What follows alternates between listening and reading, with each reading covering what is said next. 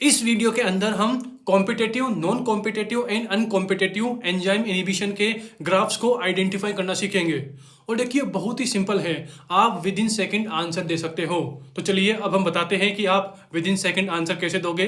तो देखिए अभी आपको जो ग्राफ दिखाई दे रहा है ना, तो आप इसे देखकर बोलेंगे कि सर इस ग्राफ में ऐसे टू लाइंस आपस में क्रॉस कर रही हैं, मतलब कि ऐसे क्रॉस शेप बन रहा है।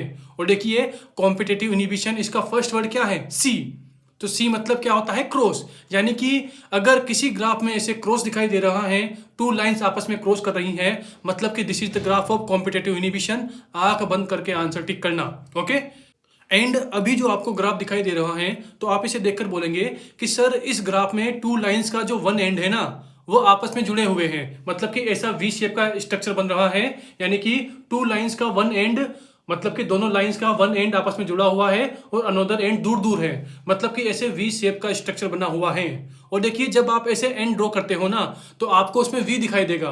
देखिए आपको दिख रहा होगा। तो अगर एंड ड्रॉ करोगे तो उसमें वी दिखाई देता है, मतलब कि जिस भी ग्राफ में आपको वी शेप का अल्फाबेट मिले, मतलब कि वी अल्फाबेट मिले, यानी कि this is the graph of non competitive inhibition. एकदम आंख बंद करके टिक करना आंसर। ओके। एंड अभी जो आपको ग्राफ दिखाई दे रहा है, तो आप इसे देखकर बोलेंगे कि सर इसमें मुझे ऐसे टू पैरेलल लाइन दिखाई दे रही है, यानी आपको टू पैरेलल लाइन दिखाई दे रही है। एंड अब अज्यूम कीजिए कि मुझे यू ड्रॉ करना है, यू अल्फाबेट ड्रॉ करना है। तो देखिए आप कैसे ड्रॉ करोगे।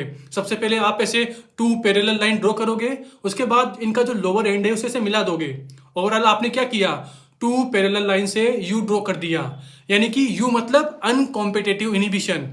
यानी कि कोई भी ग्राफ में अगर आपको ऐसे टू पैरेलल लाइन दिखाई दे, यानी कि this is the graph of uncompetitive inhibition. एकदम आंख बंद करके टिक करना।